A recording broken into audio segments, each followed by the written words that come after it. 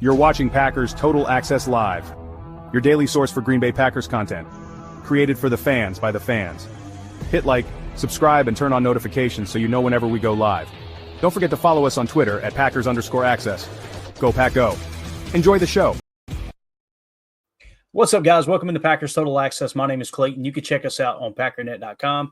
Find me on Twitter at Packers_access. Email us, PackersTotalAccess@gmail.com. You can text us, 865-658-5824. Join alongside Tim in Green Bay. We got Carly Ray in Wisconsin, and we had a shirtless Emilio who will be joining us here shortly. We're going to give him some what all that was about, but he'll be back. Unfortunately, Emilio will be back. He'll be on here shortly. All right, so let's do this. Let's get this party started right. We got a lot to get to, but the most important part is, all right, like I said, we got a lot to get into. We got Chalk Talk tonight. I know Carly's going to give us a fantasy football update. We've also got a couple questions from the Patreon group. There's a couple things I wanted to hit on the text line, too. Everything is going nuts.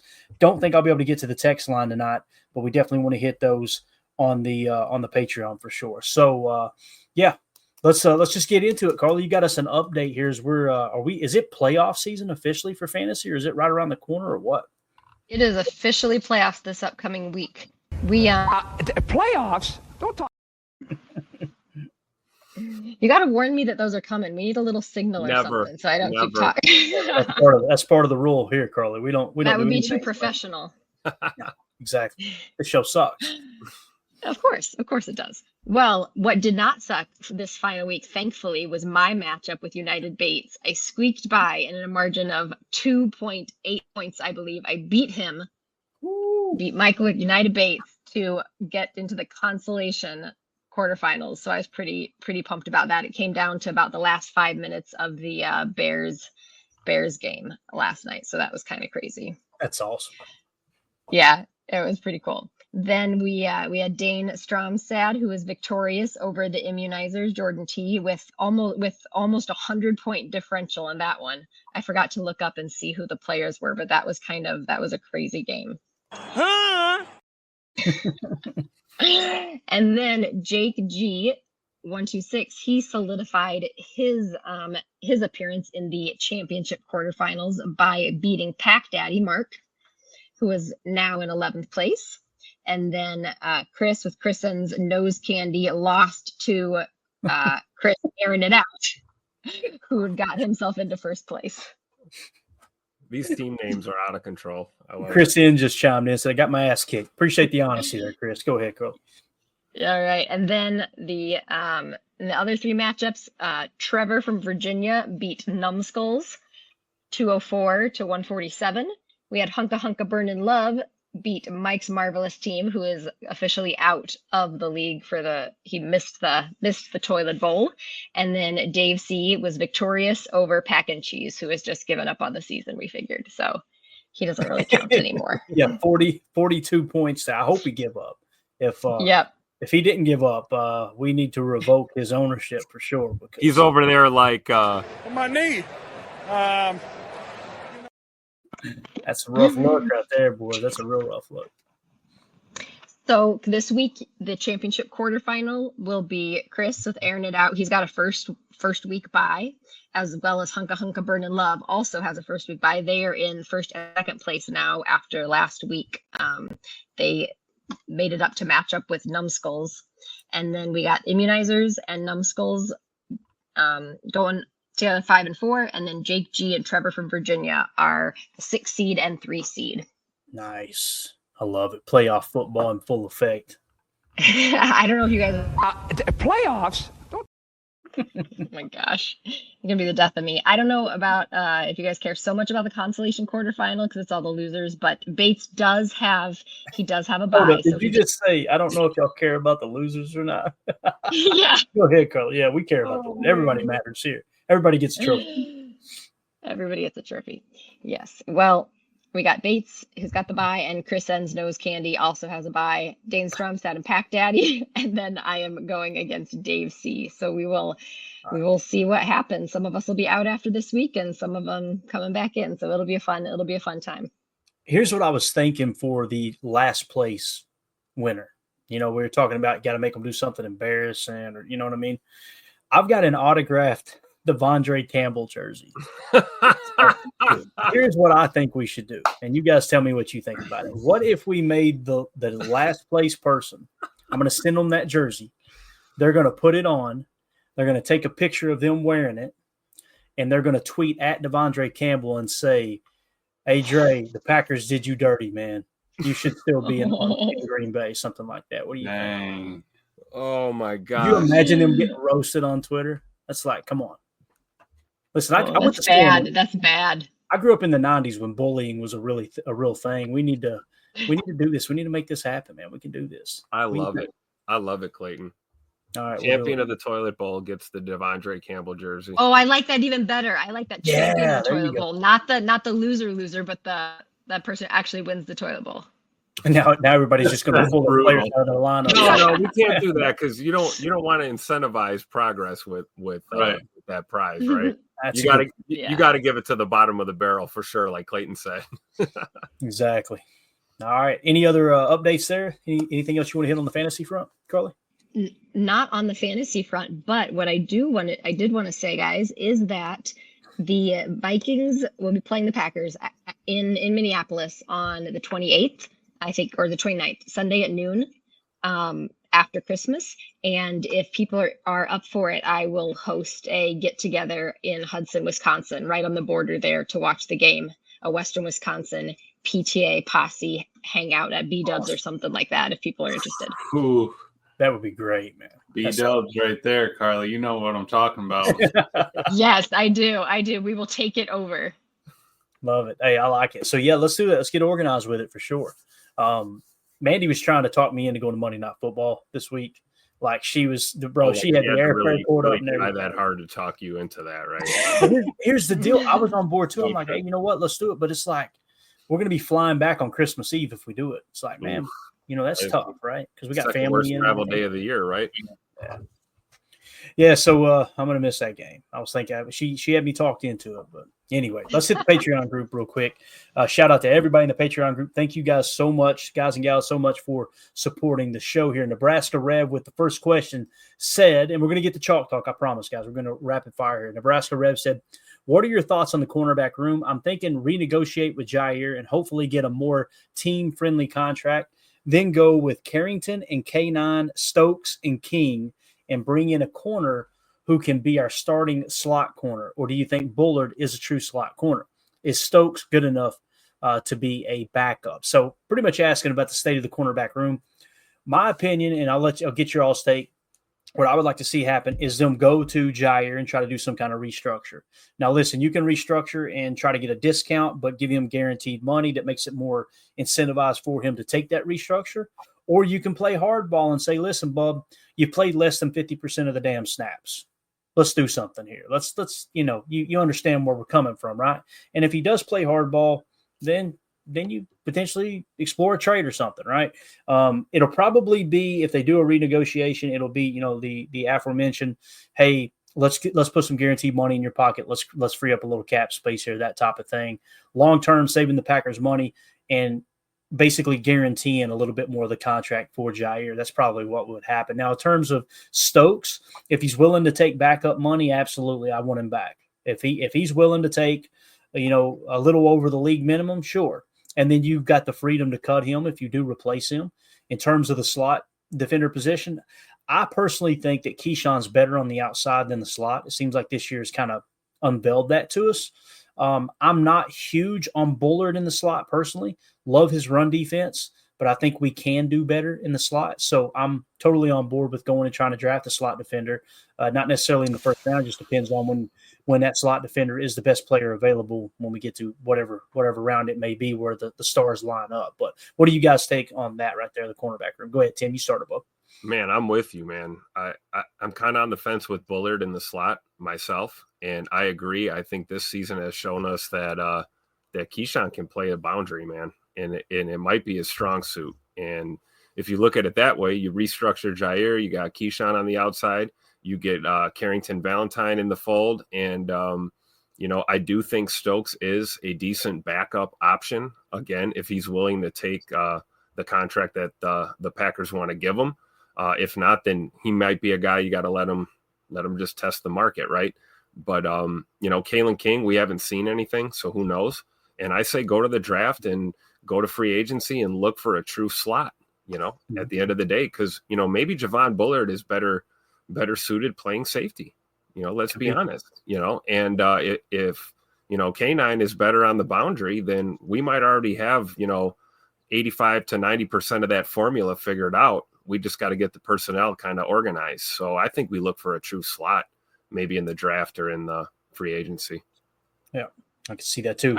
I do like that, Tim. My only thing is, like, if we can get Bullard like a full year at slot, maybe it'll turn out a little differently. We've asked him, to jump from deep to, post to come down in the slot. And if we want Evan on the field too, it's, who's going to be playing safety if we also have to have X on the field. So Ideally, if Bullard's our athlete, and Evans showed up to be what he is out of that 4th round, I'd like Bullard to play slot if he could hammer it down. But I think that he's going to need a whole year, working at it. I think getting off the, not having to go through the rookie, all the draft and all that stuff this year. I think he'll be better shape next year, coming off an injury and everything. So I wouldn't be opposed to Bullard still playing the slot. I know that's just a different take on it as well. Yeah, me personally, I like Bullard as that spur safety. That's me. That guy that plays in the box, but he's not necessarily in man coverage against a slot receiver type thing. Right. I think that's where he really shines. And when you put him at the slot, you still get some of those elements in the run defense aspect. But him having to cover man coverage against a slot receiver, I think, is just asking too much of him. And again, it's his rookie year. He may be able to get a full year of development and be just fine. Carly, what's your take on it? I just don't think I've seen Bullard enough in the slot to feel really confident with him in that. I do think giving him more time and letting him develop would be a good idea. And I do like K9 in on the boundary. I think he's really shined there, and it's been exciting to see him really step it up. Yeah, I completely agree. All right, Ron Samble, the other question here says, hey, Clayton, although we probably have gone through this at one time, could you explain inverted cover 2? Does this change how the middle of the field is defended? And again, shout out to everybody in the Patreon groups. Thank you for the questions. What I'm going to do to answer this question on an invert 2, I'm going to close that out, and we're going to go ahead and put up the Chalk Talk screen here real quick, and I'll just draw it out on this first grab that we got here. You guys can see that okay, right? Yep. Yes. All right, good. Is it completely full screen? I feel like we had it down to a science at one point. Let's see if we can get that stretched on out here. I don't know if we can or not, to be honest with you. Oh, looky here. Let's go. How about that? Not did it change? Oh, what just happened? Thought we had it. I think it just keeps shifting back. That's probably what's going on here. Mm-hmm. Let's see. Let's try it one more time because it looked like it was going to go full screen for us. There we go. That's better, right? We're kind of tiny here, right? Munchkin Bill over here, but that'd be all right. So when we're talking invert 2, and this is not the best diagram to draw it up because we're actually mugging the A gap. This is a double mug look here. When we're talking about a normal cover 2, here are your safeties, right? Right here. Let's go red so you can see a little bit better. There are your safeties. So if you're in a normal cover 2 zone, this safety would have deep half of the field. This safety would have deep half of the field. Okay. And then everyone else underneath zone, right? Underneath, if they weren't, actually blitzing underneath. That's what you call, you got 5 defenders underneath and underneath zone, and then you got 2 safeties up top, split in half responsibility. So when you talk about an invert 2, what would happen is this safety would come down, cover short. This safety would come down, cover short. The corner is covering deep half. The corner is covering deep half. That makes sense? And then you got the guys underneath and in between that would, maybe kick over here and possibly kick down here, that type of thing. So you're still getting a 5 underneath. The only difference is the safeties are going to drop in underneath coverage and the outside corners are actually covering deep half. That's called invert 2. Now, we've seen them mix and match before, specifically last year, New Year's Eve against the Vikings, where this safety may go deep half, this guy sit underneath, this guy covers deep half, and he buzzes down. So that's like a half invert, if you will. Mm-hmm. Anytime there's one corner covering deep half on one side of the field, I'm always going to refer to it as invert because there's an invert element to it. Does that make sense, guys? Yep. Right. So there you go. What X was talking about, right? How they were able to scheme up and kind of give Geno get Gino and their backup guessing about what they're seeing out there. Not seeing ghosts per se, but with the sim pressure and then them floating around, changing up where they're at, pre-post snap, it works out. Yeah, definitely. And Ron Sample says, thanks for drawing it out. Helps a lot. Absolutely, Ron. I would not have been able to explain it. I'm too, for lack of a better word, dumb to explain it well enough without drawing like a 3-year-old with a crayon. You know what I mean? How I roll. So, all right, good stuff, man. Good stuff. All right, let's move on to Chalk Talk. What's the time? What time are we at right now? 15:53. Not bad. We got this. We can do this because there's a lot to cover here. I'm excited about hitting it though. It was a fun game to break down. Let's go over the key elements here. First of all, our PTA Offensive Player of the Week is Josh Jacobs, voted on by the fans. PTA Defensive Player of the Week, surprise, surprise, Edgerrin Cooper. I mean, he ran away with it. Over 80% of the vote. No surprise, right? Week 15, Green Bay defeats the Seattle Seahawks 30-13. The turnover differential, Green Bay won 2-1. Green Bay wins the middle 8, 3-0. Green Bay wins the explosive play battle 6-3. And the first down passing statistics were Green Bay Packers were 7 of 8 on first down passing. Very, very efficient in the passing game on first downs for sure. So let's go to the first play here. First quarter. Actually, let me just mention this before we get to the first play. The opening drive, there's no plays from the opening drive. Okay. And the reason being there were no explosives. It was literally like a 10-play drive right down the field. We would be showing a 3-yard gain, a 6-yard gain, a 5-yard gain, a 4-yard gain. It's a great thing, and it's why I'm mentioning it, right? I didn't want it to just get brushed to the side. It was just Jordan Love picking the defense apart. It was absolutely awesome.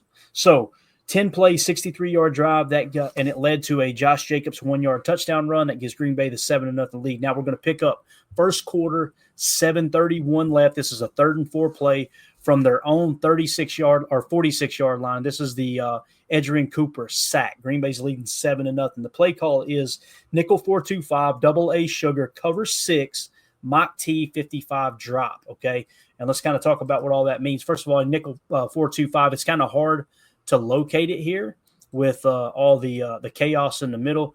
Your nickel 4-2-5 is 1, 2, 3, 4 linemen, okay? And then we'll go blue for the backers, all right? Your backers are right here. They're mugging the A gap. That's what we call double barrel or double A sugar. And we're saying coffee house. What's that?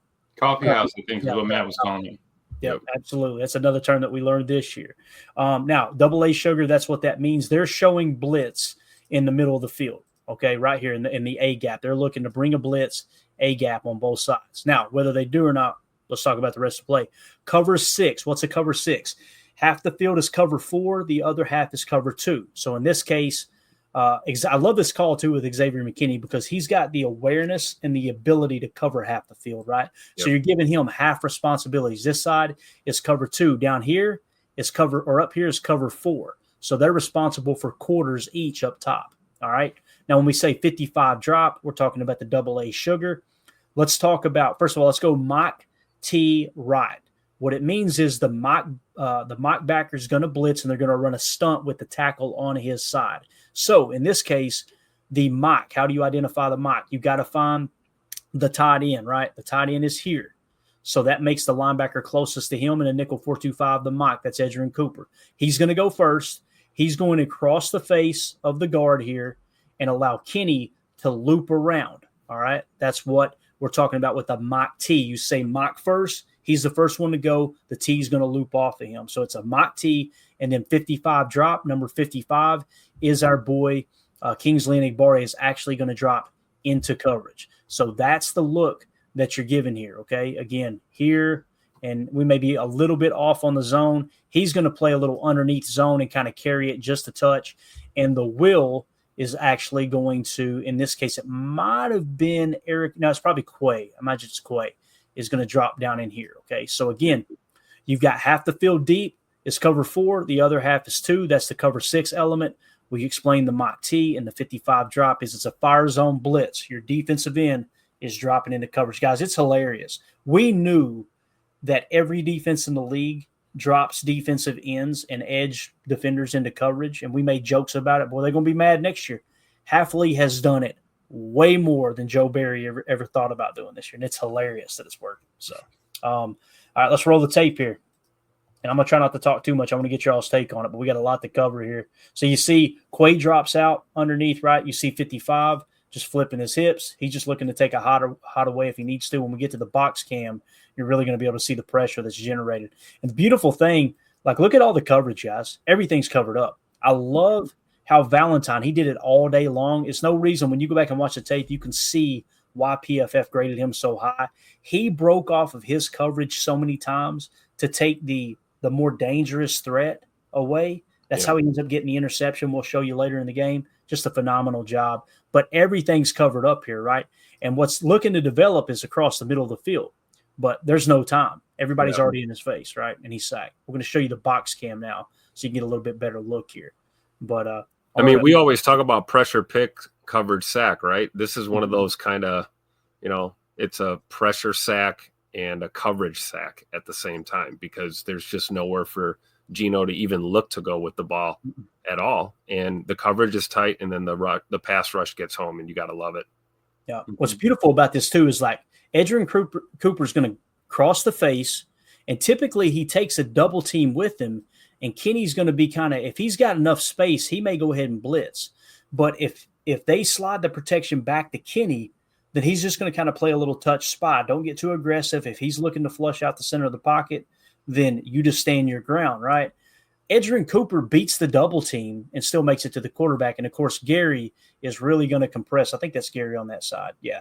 55 is going to drop out like we talked about, and Devontae Wyatt's going to work this side here. So it's a four-man pressure, right? It's a four-man rush, and we're given the illusion of a six-man. We ran sim pressures all game long, dude. Hafley loves it. He lives off of it. And look at Edgerrin Cooper going to get a little rib shot here. Bang, right there on the guard, right? Yep. Yeah, he just gave him that little hip check, knocked him off. And now the running back is picking up Kenny. Now look at 51 slides over. But again, our boy Edgerrin Cooper coming free all over the quarterback. Because at the beginning, the running back's man was Edgerrin Cooper. Once he gave that punch on the hips there, the guard has no base at that point. Hey, did you? I don't know if you saw it on the Packers. Larry McCarron did a little breakdown of it, and you saw it. Coop, they have the flip camera angle. You saw Coop punch him on the hip, shove him out of the way. The back tries to pick Coop up, realizes Kenny's coming around, and it's over because then Coop just gets skinny right in between them, and Geno's done for. Yeah, and I love Rashawn Gary just putting the left tackles. I mean, just butt cheek to butt cheek with Geno right here. Look at that. Right. There's nothing he can do. He's already feeling the pressure there, and Edgerrin Cooper's about to eat his lunch. Mm-hmm. So many different guys executing on this play. I mean, look at Kenny. Kenny getting to the outside shoulder of 26 there and occupying those two. That's what froze Geno, and he couldn't get to a read. And that gave these guys time, Rashawn and Cooper to just collapse. It's just awesome. Was that Brooks or Wyatt that pushed that double team all the way back to Geno? Wyatt. Pretty sure it's Wyatt. Yeah, 95. Yep. Dude, yeah, he had the double team the whole time. He's like, you know what? I'm done with both of you. It just walks up right back there. And I love, too, he had the awareness as well to like, okay, you don't want to get too aggressive. Like you see him breaking off. Getting ready to get out. Yep. Yeah, don't worry. This ain't a hold. Don't even worry about focusing on that, right? So he was ready to kind of contain there if Geno decides to scramble. So just a great play call, great execution. Like Tim said, everybody across the board did their job. So excellent play there. Again, that was on a 3rd and 4, so you got it. That led to a punt, right? So drive stalled there for the Seahawks. Next play, first quarter, 6:43 left. 1st and 10 from their own 20. This is Jordan Love to Josh Jacobs for 21 yards. Green Bay's leading 7-0. This is my favorite play of the game, man. This play right here to me won Josh Jacobs the offensive player of the game. If it wasn't for this play, Jordan probably wins it, to be honest with you. But this is awesome. We come out in 12A strong left, twin nasty. We're going to go 22 fake, Y curl, slot cross, U leak, T cut. Again, 12A strong left, twin nasty, 22 fake, Y curl, slot cross, U leak, T cut. All right. So when we're talking 22 fake, that's A gap right. So we're going to fake a handoff here, A gap right, and we're actually going to keep it and pass the ball. So with the Y curl, the Y is the tight end on the line of scrimmage, that traditional tight end. He's just going to come out here and run a curl. That's Tucker Kraft. Okay. Slot cross on this side, you guys know this is one of Matt LaFleur's favorite concepts. It's going to be a climb here and then a dig off the backside of it. All right. Now, what's beautiful is the U is going to block, and then he's going to leak out in the flat. So you give an underneath option over here. If the defense over pursues, whether it's on the play fake or biting on the slot cross, you've got a safety valve on the left side. Now, when it comes to the running back, after that 22 fake, what he's going to do is run a little cut route now and get out here. And the ball is actually going to go to him on the cut. Again, that's 12A strong left, twin nasty, 22 fake, wide curl, slot cross, U leak, T cut. Watch the running back here. Watch Josh Jacobs on this play. This is just phenomenal. Great play fake, first of all, by Jordan Love, right? And you see everything start to develop. Now look at your leak up here. If he gets in trouble, you got him leaking out. You got all this space, right? You got your safety valve. But he sees here after he stares down the middle of the field, he's looking, and what's he got? He's got our boy Josh Jacobs. Let's just dump it off. Now, hat on a hat, right? Look at this. Cut inside, gone. Now, this is the best part right here, boys. Watch this poor victim right here. Look at Josh Jacobs. Bang. Look at this. He's doing cartwheels over there. Seriously. And that, Carly, that's a linebacker. I was telling them yesterday, I thought it was a safety. I'm like, that's a grown-ass man linebacker right there. Right? Gets upended. Great job, too, by the receivers, not throwing a block in the back there, just getting in the way just enough. Mm-hmm. This angle right here is beautiful to see him just absolutely. I want to say Tyrese Knight's a rookie, too, wasn't he? Didn't we take him a couple times in the drafts? It sounds familiar for sure. Yeah. So, again, watch the cut. Quick decision by Jordan, dude. He has gotten so much better at that as the year's gone on. Like he's just, let's not worry about forcing it. Get it done. Get the ball moving. Get it to your playmakers. 4-yard pass turned into 20. You know. Yeah. Absolutely. Yep. And like Clayton, when you say hat on a hat, like right there, on that, right at that first move right there, I mean, 80% of the time, Josh Jacobs is winning He's that. making Guaranteed. And then to see him get to the next level after cooking this guy. Yeah. And just lower the boom like that on a linebacker. It's just, how do you not love Josh Jacobs? Like, I don't want to meet the person that doesn't love his game. What's crazy, too, is like the corner here, I think that's a corner, it might be a safety, played with great technique, play the outside shoulder, force him back to your help. The problem is Josh Jacobs doesn't care who your help is. He's just going to run him over. Yep. Bang. Get off me, little boy. Another good hard cut there, though, before he lowers the shoulder. That's what's so nasty about it. It's awesome, dude. Love it. So, again, Matt LaFleur was in his bag, but, boy, Josh Jacobs, everybody looks at the numbers and however many carries it was, and he was under 100 yards, and it looks like, oh, man, they really shut the run down.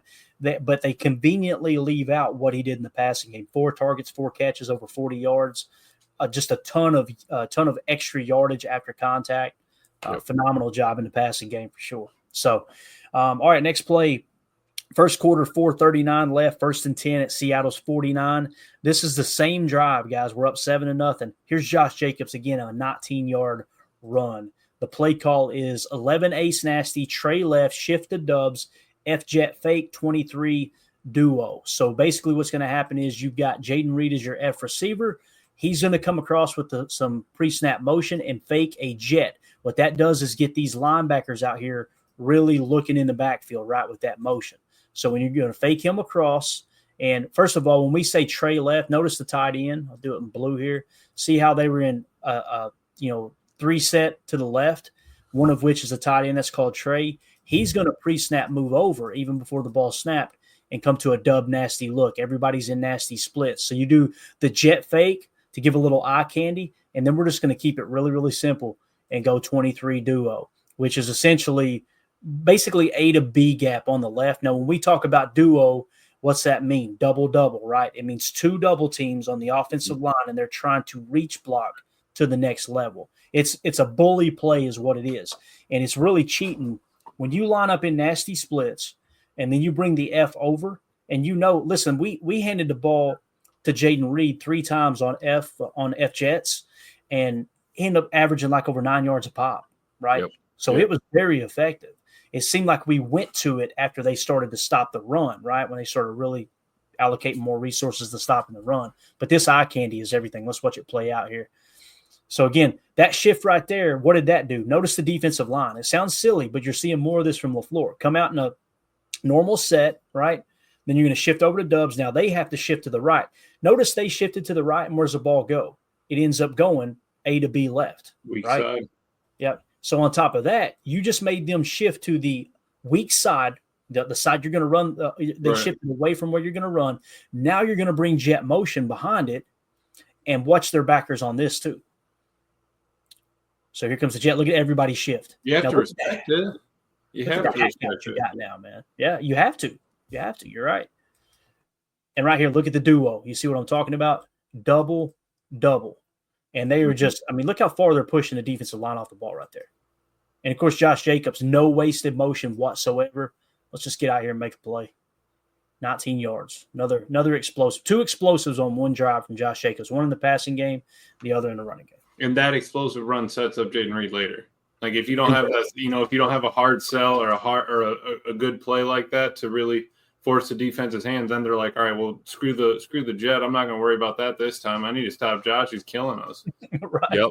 And then that's when you call the same play, but then you actually run the play action. Do that all the time in college football, Tim. Set up the zone read and just a jet motion 4 times, hit him with the touch pass, it's over. Yep. So what's the double set up here, right? You see the double, okay?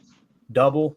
Now I want you to watch as our boy Elton Jenkins pulls off the double. It should be on this side right here. Watch him pull off the double. Let's go super slow motion here. Look at Elton. Bang, on 2. That's what you're talking about. Vertical power off of a 2 double teams, a duo look. That's what duo is. The 2 distinguishing factors for duo play, because it gets mixed up with zone, because it is kind of a zone run. That's why I said A to B. I called a 23 here because it felt like it was more B than A design. But the 2 factors that you're looking for is 2 double teams, and you're looking to get vertical power displacement. And you may not get that vertical power. And I think that's why more people just look at 2 double teams and say, hey, it's duo. Because sometimes you can't get to that spot, and you just top priority is securing that double team, right? Then if you've got extra time, you get to the next level.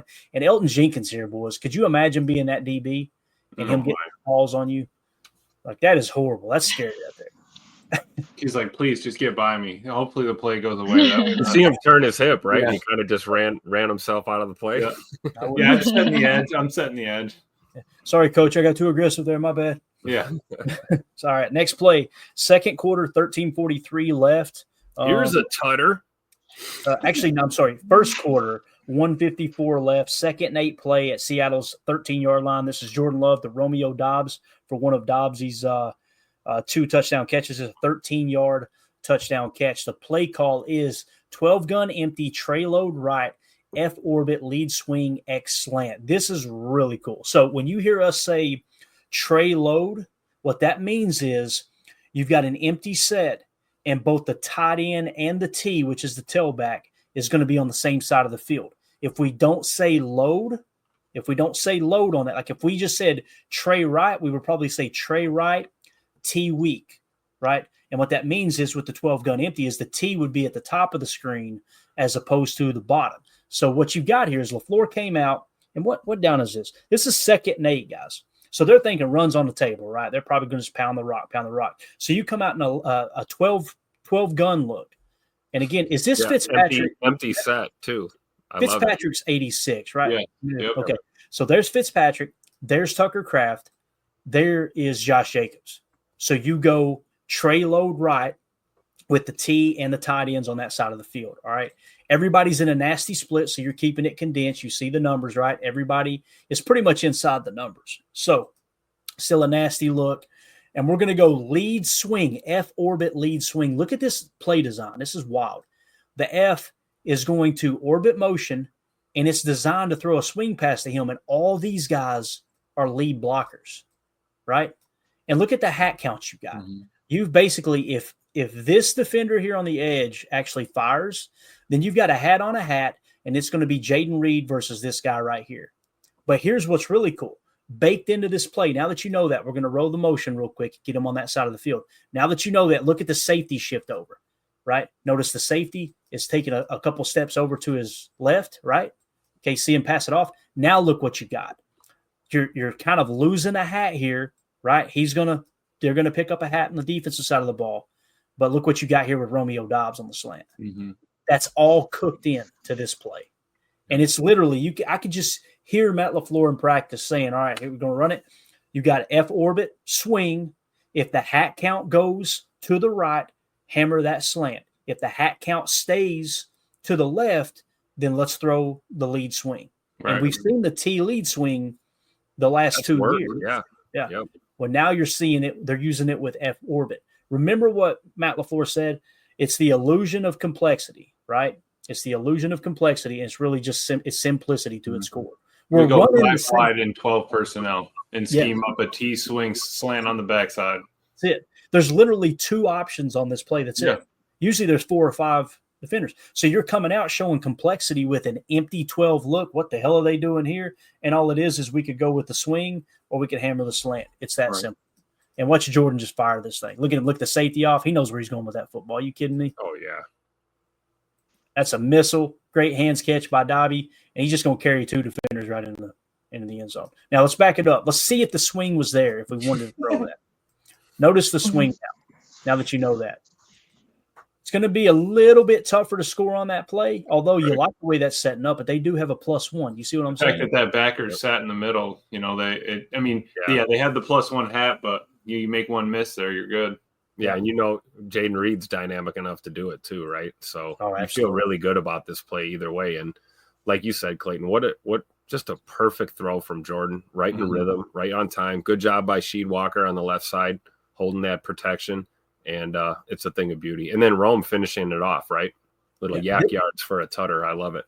You got a couple conflict defenders here, too. You got 20's taking himself out of the play right now. But look at our boy 48. He just got abused by Josh Jacobs a few plays earlier, right? We just talked about that. He got absolutely trucked. So watch Jordan look him off. See Jordan's eyes? Yep. Look at him. Step left. That's all he needed. Now it's just bang. Little hitch there, too, right before he let it go. Kind of freeze him. Just perfect. Just enough space, man. But I know Jordan loves a bad quarterback. See it from this angle right here, man. This is beautiful, dude. I just love how he keeps driving after catching it. Like he's just like, no, I am getting this touchdown. This is mine. Get out of the way. Absolutely. You see Jordan just kind of surveying everything. See 48. So it was that orbit motion pulled 48 over to free up that window. Took 20 out of that backside window. Now look at Jordan. Now let's go. Bang. I know it kind of goes unnoticed and taken for granted, but these plays are timing, right? Look at the snap by Josh. I mean, he snapped that tater right to the strong arm. Yep. Basically takes a little bit of that work out of Jordan's hands there early with just a really good snap. Because that's a bang play, man. That happens really quickly. Yeah, no, that's a great point. And Josh played arguably his best game of the year, man. Yep. Really good. Great job. Love the play calling, though, man. Matt LaFleur is just in his bag. That's why I'm going to continue to say the people that are trying to roast him on social media, like, you guys don't know what the hell you're watching. I don't understand what you're expecting. We have scored back-to-back games. We've scored 30 points. Yep. This dude's got a legit top 10, some would believe top 5 offense with the youngest team in the entire league. Hold on, let me find that again. Go ahead. Keep talking, Clayton. I don't know what they want. On Packers Unscripted, Mike was going off on the same thing, Clayton. He said, and just for everybody out there on Twitter, out there dogging Matt, saying that he takes the throat, takes his foot off the gas, or he's not, he's baby in the second half or anything like that. They had a 3rd and 2 or whatever it was where Jaden Reed had the out route. He slipped. They had a long play action where Jordan missed him by a hair. There's little. It wasn't that Matt took his foot off and that he's not an aggressive coach. He put his foot down. He goes, I'm not standing for that. Like, I love that we're backing Matt because he really is scheming it up. He's doing it for the team. You see him. Everybody's behind him in the videos afterwards in the locker room. It's a family, man. Yeah, it's mind-boggling to me, man. Again, I can't. I don't want to pat you on the butt and you poop my hand. So it's just all emotion, and then to hear the rebuttal from fans that even Matt admitted he screwed up. Guys, really, so you thought he was going to go out there and say, "Well, I did everything I was supposed to do." Yeah, it's called being accountable. That's all it is. It's a great leader. Yeah, yep. Exactly. You absorb criticism and you redistribute praise. That's what a leader Right. does. And you're going to pretend like, ha, ha, we got you. He said he messed up. Like, oh, my God, get the hell out of here. I can't Yeah, take like, it. I can't excuse me handle while I check on the cookies that you apparently want so bad. Would you like a cookie? All right, here we go. Next play. All right, we hit the touchdown. Now we're going to go to the second quarter. All right, second quarter, 13:43 left, 3rd and 2. This is from Green Bay's 24-yard line. This is a Rashawn Gary sack. So you can see they're driving here, right? It's a 3rd and 2 play. We're in a nickel 4-2-5. We're going to run a cover 1 hole. Okay, cover 1 hole. Let's explain what that is. So cover 1 hole is man coverage across the board. Everybody's man coverage, right? And the hole is actually going to be will. You identify the tight end. That means he's the mock. That makes him the will. So now that we know who the will is, everybody's man coverage, right? Man coverage is going to be deep post safety. I guess that's Xavier, I would imagine. Mm-hmm. This guy is going to be on the running back most likely. So if the running back comes out, it's a chance that it passes off to the whole player, and then the mock will become the hole.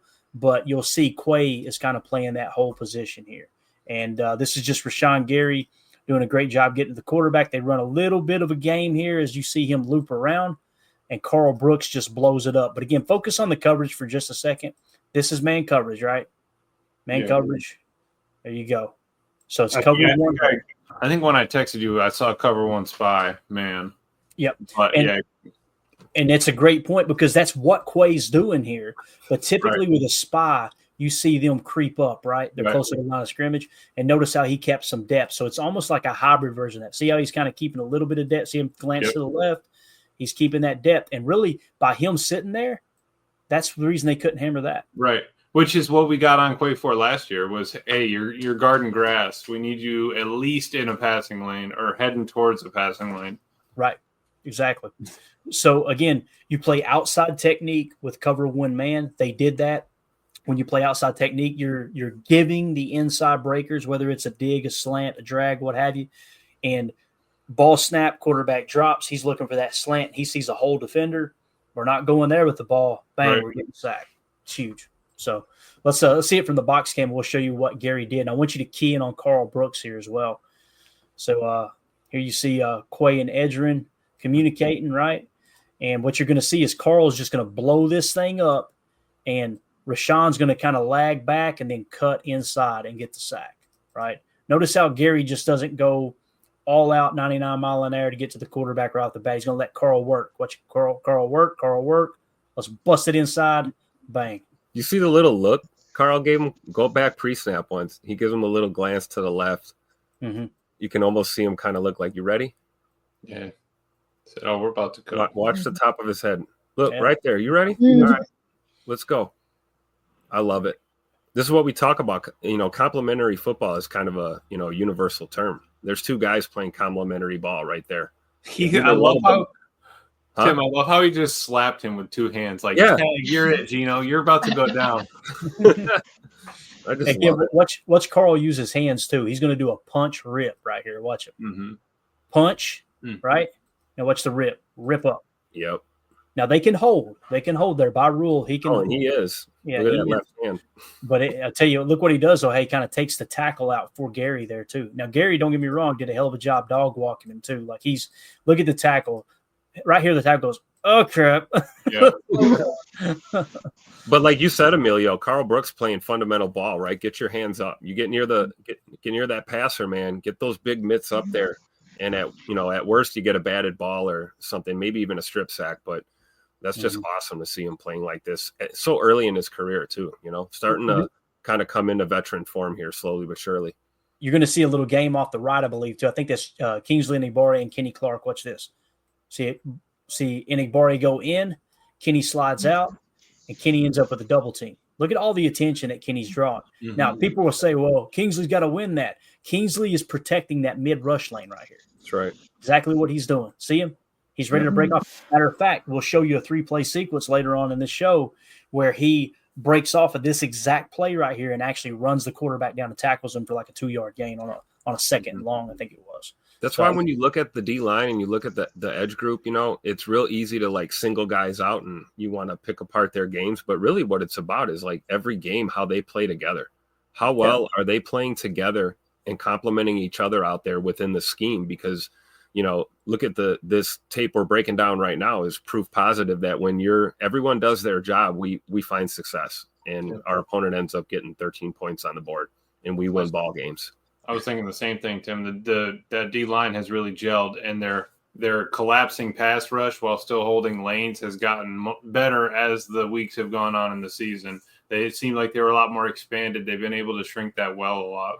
Very true. And Very something else about that is it seems like Hafley or with this defensive line, they're taking the same principles of timing with the offense and the pre-snap motion stuff. It's like they're taking those same principles and applying it to what they're able to do on the defense because they're actually predicting where the quarterback's going to leak out and they have that second person ready. And with Enigbari, we had Gino 3 times, like 3 different guys would have got him 1, 2, 3. It's great. It's fascinating to see. It's complimentary football at the most detailed level. It really is. And to Carly's point, that's what you and I talked about, Clayton, right? Keeping him in the well and staying disciplined on your contain. And we did that all night long. And, you know, it eventually, it knocked Gino out of the game, basically. It got that rough. We showed you guys like all week long. Remember, Tim, we were showing all the rushes that Gino had the last few games. He was running the ball all over everybody. Guys, don't expect us to get overly aggressive with blitzing here. It's probably going to be a full man run. About was Tim running all over us. Yeah, and like if you guys haven't listened to Ryan's podcast, it was either today or it was yesterday. But he was talking about whichever one of it was. He was talking about how we are now in the top 10 in pressure and sacks with just a 4-man rush. It was just a few short weeks ago. Everybody's going, this pass rush is horrible. It's like, calm down. When I seen the numbers, it's like, hey, man, the numbers are down, no doubt. What's the tape show? Oh, that's why the numbers are down. We talked about it all year long that calm down, everybody. Everything's okay. This is all by design. These Kenny Clark, Rashawn Gary, Kingsley Enigbari, these guys didn't just one offseason decide, I forgot how to rush the quarterback. That didn't happen. We're okay. And it's just, and what's crazy too is you didn't forget how to rush. You're being asked to occupy a blocker and play within the scheme. That's all it is. Yep, and control the explosives. Yep.